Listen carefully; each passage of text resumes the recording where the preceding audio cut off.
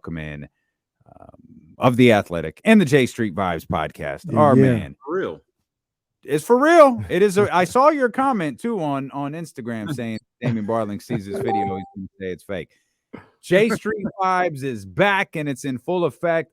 Just when Jason Jones thought he was done covering the Sacramento Kings, Kenny Caraway pulls him back in, and you've seen it all.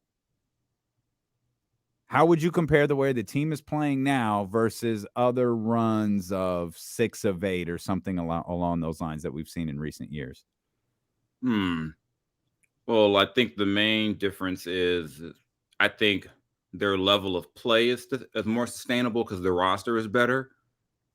I think in previous years when you had that, you had guys doing things that they probably couldn't maintain. Think about that, even that run with 2018, 2019, like Buddy Hield was at a career high for him, averaging wise. At that point, that was De'Aaron's career high. I mean, you had guys playing. I mean, Willie Cauley-Stein was playing at a relatively high level. You just had things that you probably said that's not going to be sustainable over the course of the year. So I think that's probably the biggest difference I notice when you look at all that. Is just I think this has a much greater chance of being sustainable because even in that Dave Yeager's last year, you always had the feeling that this is going to end at some point. And then when it fell off bad after the break. I think they have a better chance of sustaining this one. I mean, and I agree with you. Is it the style of play for you that feels that way? Like they have a style of play. Like they get up and down on offense. They shoot the 3 ball really well. I'm not sure how well that Dave Yeager team shot the 3 ball, but you have somebody in Sabonis. Is it a situation where it just seems like the pieces, the Kevin Huerters, the Malik Monks, Keegan, I know he's a rookie or whatever, but Sabonis, all these guys, they're not playing. It doesn't feel like they're playing above their head. It feels like they're essentially playing who they are, and they can continue to do that throughout the season. They got more talent. That's the big thing. So you look back a couple of years ago. I mean, we always say if this guy is your second best player, you're in trouble. Or if this guy's a starter on your team, you're in trouble. I mean, that year, Dave's last year, I mean, at one point, the MVP of the team was Iman Shumpert. And that's not a knock on Iman, but if you needed Iman to come, and that was a guy they brought in, the Kings expected nothing from. He was a salary filler in a trade. But he had to come in and play a major role. They really didn't have a small forward on that team, remember, before they traded for Harris. Iman was the starting 3. So, I just think that you have a lot more depth. I mean, the way that team was, if your 2 guard at that time, who was Buddy, had a bad game, you were doomed. Bro, who blowing you up right now? I don't know, man. I don't know. You got Facebook notifications on? Like, what is happening over there? I don't know. If I switch over to the other screen, I don't know who that is. Maybe someone's listening and they want to tell me they don't like what I'm saying. It's always something. It's always something. It's all right. It's all right, Jake. We got you. We got you, man. It's all right. Can't win, So I know for next, I'm writing it down. Turn that off. So you were talking about you and Casey were talking about them playing within themselves. Like it feels like the one guy who, well, maybe he is too, is De'Aaron Fox. De'Aaron Fox clearly has taken a step forward in his game. How much of that is De'Aaron? How much of that is Mike Brown? And how much of that is the level of talent that's around him for the first time in his career? I think the big thing is the talent first. Because, I mean, we've seen stretches where De'Aaron has played at a level like this.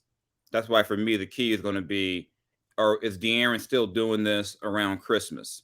Is he doing this in can we get – because we've had 1 and 2 weeks of really good De'Aaron.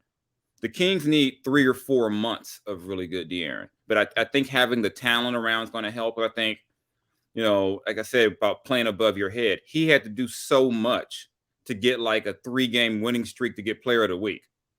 He had to just do so much. Now he doesn't have that same weight of I've got to carry it. See, there we go again. He didn't have to. He has to carry nearly as much to do that. So I think that's to me, that's the big thing, is that he can play and not feel like, okay, I haven't taken 25 shots, we have no chance. I mean, he's still being aggressive, but there's not that same weight, and I think a lot of times when you look at a team, it doesn't matter who's coaching them if you don't have any players. Yeah. So I think the talents, allow De'Aaron to be himself, and you don't have those things where if they lose, it's all on De'Aaron. Now you can say, okay, what about this guy, that guy, that guy? Before it was like last season, De'Aaron had a rough start, season doomed. Mm-hmm. One of the things we talked about as well with De'Aaron and what we both kind of like about his game is he's gotten to a point where it feels like, at least in the early part of the season, he can get to whatever spot he wants to get to on the floor. If he's trying to get to that mid-range, 15 to 18 feet away, he knows how to do it one-on-one.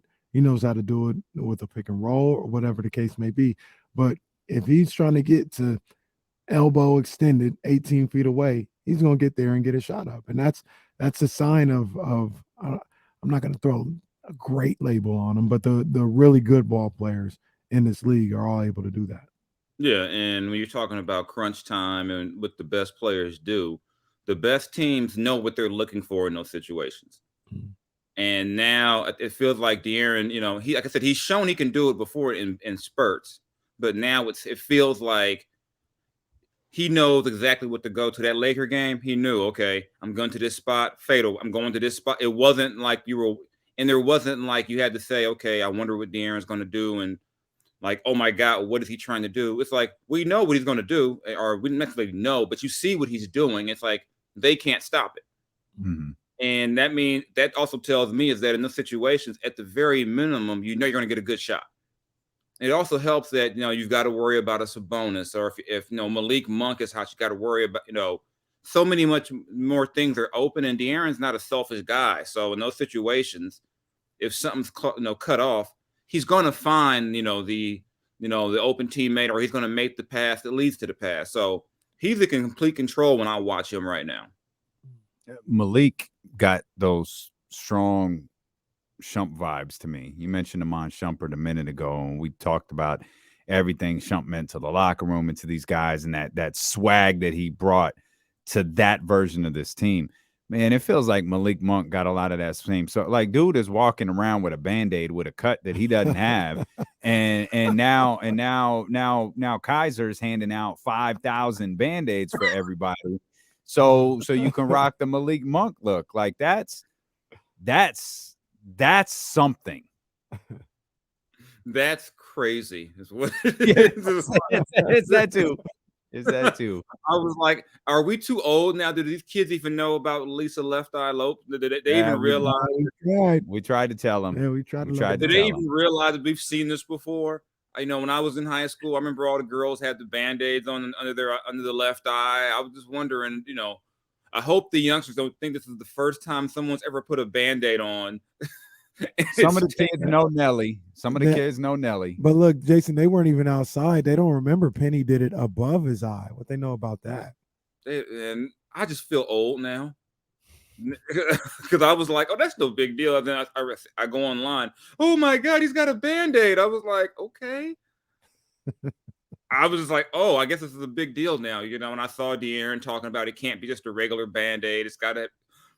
I was just like, I find it funny, but when things are going well, these things are funny. If you're losing, we're annoyed with his damn Band-Aid. Well, see, but to be fair, I think the reason that they stuck with it is because Malik was playing really well. Yeah. And it became like this, oh, Malik's playing really well. He's got the Band-Aid. Oh, Malik. And then of course Malik says, oh, I'm gonna keep it around. Like there's nothing on my eye. It's fine. I'm gonna keep the Band-Aid around. So now fans are all in it. Mm-hmm, Kings won 3 in a row. Malik's playing well. Let's put the Band-Aid under our eye. Oh yeah, of course. Yeah, I wasn't. Yeah, no way was I knocking Malik. I'm just saying that when things are good, that's how you know things are going well. When things are going well, this stuff is fun. If they lost 6 in a row, people would be like, I don't care about a Band-Aid. Take the band off and make a shot.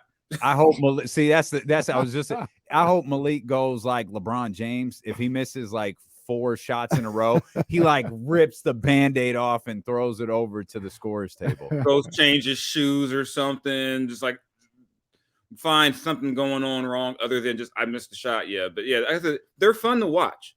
You know, and that's like I said, it's always fun when you win. I don't care what style of play you play if you win. You know, when you're losing, everyone's like, well, you got to just win. And look, the thing about it is, we talked about it earlier. We got, like we said, 5,000 band-aids being given out at the game today. We go crazy over this beam that we want them to light up outside or whatever. Light it up. I mean, never mind. Hey. I'm sorry. It's allowed. It's California. Sorry, yeah. Whenever I hear that, I'd be like, okay, I see what y'all doing. I see what y'all doing post game. You know, I see a new sponsor coming along. You know. Oh, I like it. I say all this to say, all this excitement, everything that's going on, you would think these guys are 12-3. They're 6-6, and we going crazy. That's and I've always said. Crazy. So I've said for years, you give this fan base a team that plays hard and competes and is competitive, they will lose their minds. I said, this ain't got it. We don't need 73-9 in Sacramento. I said, it's been so long. Give them just some reason to want to go to a game. Yeah, as simple as that. And Worldwide Wobe, he said it earlier, I think after the Warriors game. He was like, if the Kings somehow find a way to get into the playoffs, that arena is going to look like a Project X sequel. It is going to be a mess in there, and I'm all for it. I want to see it, man. I want anarchy. I'll be there for that. I will definitely make it if that happens.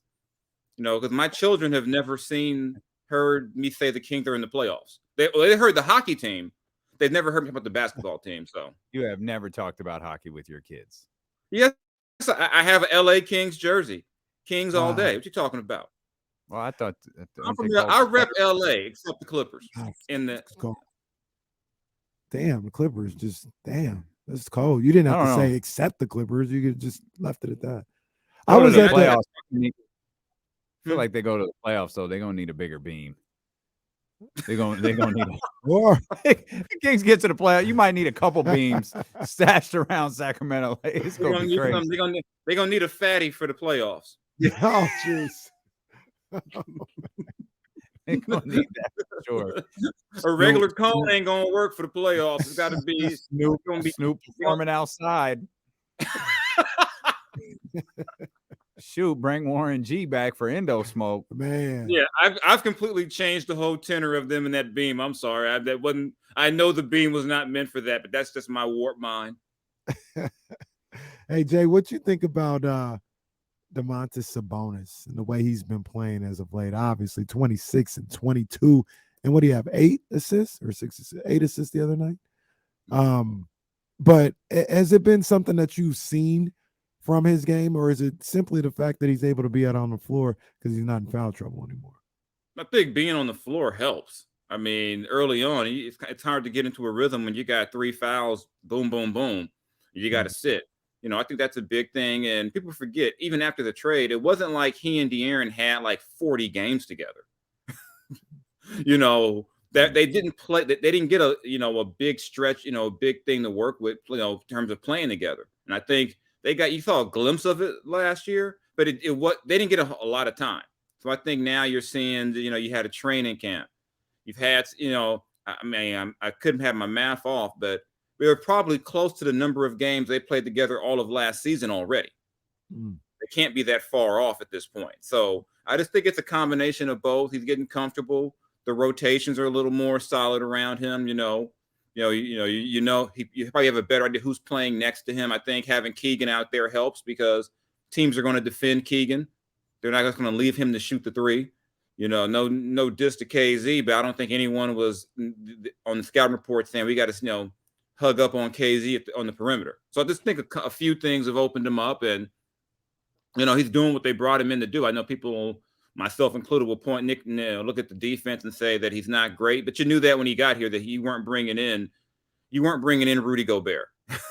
You knew that when you brought him in, and I think for what you brought him in to do, he's doing that, and against the Warriors, doing that and then some. With that said, though, it also feels like we've noted the defense is better, minorly better. it's certainly better in areas. And I think one of the areas that the team has absolutely gotten better defensively is in clutch time. They seem to, if they don't make a defensive play or if they don't make consistent defensive plays for 43, 44 minutes, it feels like in those final moments, they've been able to elevate themselves a little bit and play. We saw it with De'Aaron Fox against Steph. We saw it against the Lakers collectively. Like they seem to have the ability at points in games to really tighten up on that end. And they've gotten better in that just since the opener. Remember Portland? Yeah. When in the fourth quarter, Anthony Hardaway had a late, I mean, Simon's not, that would have been a story. I mean, if Penny Hardaway was playing against them, we got a real problem. That would have been a story. If Penny Hardaway was getting to the cup, game one, we got a real issue. But the way those guys, Simons, and they were able to get into the hoop late in the game, you don't see that with the same type of regularity anymore. So yeah, there's definitely been some strides made. They're still not, the 1989 Detroit Pistons, but no one ever will be. So, but I just think, as long as you're seeing progress, that's the key, and I think we've seen some steps, and the way they can score, they don't have to be a 4-quarter lock you down all the time type team. It's more about the efficiency. It's about getting the shooting percentages down, and in those clutch situations, can you at least force a tough shot? I mean, the issue early on was they weren't even taking tough shots. They're just getting what they wanted. So we can, and now you're seeing them at least make a team work, and if you do that, I forget, they got them somewhere on the internet, the percentages of a guy shooting a contested shot versus uncontested, you got a much better chance if you're actually, engaged defensively. And I've seen them take some strides there. Yeah. When you look at this team, aside from the defensive end, I know we talked about how we feel like they can keep this going offensively, but is there something else that you'd rather see them do? Like, do you want to see them score inside more, attack more? Are they taking, more threes than you would like? Where can they improve? I think we look at this team and we see they're playing better, but some of the numbers say, hey, they need to be doing this a little bit more, a little bit better. Like, where in your eyes can they improve aside from just on the defensive end? Mm-hmm. I mean, I think it's not even like, this is more like a nitpick thing. I'd like to see them touch the paint more. Because I think when you see their bad stretches, that's when they fall into, we're just going to shoot. And I think if they can just, whether it be De'Aaron, whether it be, through guys off of cuts and back doors, as long as they're getting into the paint, they're going to create good shots. And the times where I've seen them struggle is where it's like, okay, it's been about 4 or 5 possessions in a row. Can we get a paint touch? And even if you don't, can you at least penetrate, try to collapse the defense, and the thing is, the way a guy like De'Aaron plays, he can get downhill so well, they're going to see zone. And part of the reason that you go zone is to lull the team into shooting jumpers. So even in those situations, get a paint touch somehow, bring some bonus to the elbow, do something to make the defense to where you're not just conceding what the defense wants you to do. So, but that'll cut. That's more of a nitpicking thing. That's not like where I'm watching the game and going, "Oh my God, they've gotten nowhere near the paint for an entire quarter." But I just think that comes with repetition. Is that more scheme or personnel? I think it's just basic understanding of the game. I mean, and guys just get away from it. I think you go all the way to middle school. When you see a zone, everyone tells you go in middle school, high school, get the ball in the middle. Yeah. And so I think that sometimes, especially when you're a good shooting team, I mean, you're not going to tell Kevin Huerter, don't shoot an open shot. Right. So I mean, like I said, it's admittedly nitpicking. It's not like I'm watching them and going, oh my God, they're terrible at that. It's just a thing, it's just, don't forget that some of the fundamentals of the game, even when things are rolling, because when they're not rolling, you still got to remember there's certain things you still can and do to get yourself out of a slump. I think, you don't want to get into a situation where you're saying, okay, we're hot from 3 tonight, and we forget that we can be even better from 3 if we're, on drives and kicks instead of just pulling up and shooting from 30. Yeah. What do you think about Brooklyn? We've been trying to figure Brooklyn out all day. We've gone over their roster. We've made, there's obviously so much happening with this team with Jacques Vaughn taking over for Steve Nash with all of the Kyrie stuff, all of the KD stuff from over the summer. You had Seth Curry miss a big chunk of games. Now he's back.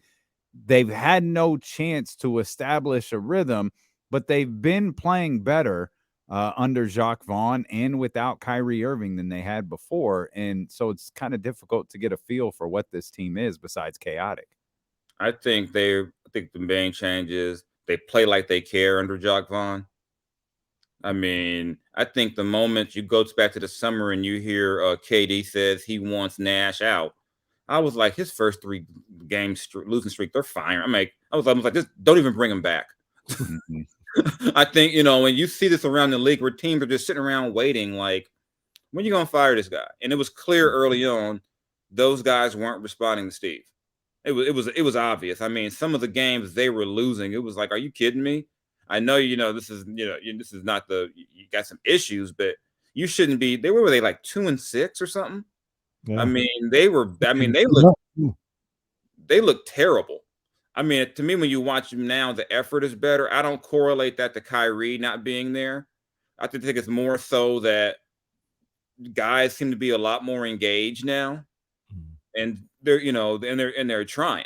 And and I think people, it's always you don't want to say guys aren't trying, but we all know in the NBA when guys aren't feeling the coach, the effort slips, the details slip, and you start losing games that you go, how in the world did you lose that game? So I think in the long run, the move to Jacques Vaughn is going to help them. Jacques Vaughn probably should have got the job in the first place. So I think they're going to be hard to read because you don't know. I mean, I guess Ben's playing tonight, but they haven't had Ben, all the time. And even then, you're counting on a guy who didn't play when 14, 15, 16 months. So, I mean, there's just a lot, like you said, a lot going on. Joe Harris had a major injury last year. Yeah. This is a team where you're going to have to probably wait 20 or 30 games to get Kyrie back. I assume Kyrie will be back. I mean, that's an assumption. I mean, I have no idea. I assume he'll be back at some point, and so, you'll have a better idea. But right now, they got KD, so they got a chance because, KD can go for 40, 50 any night.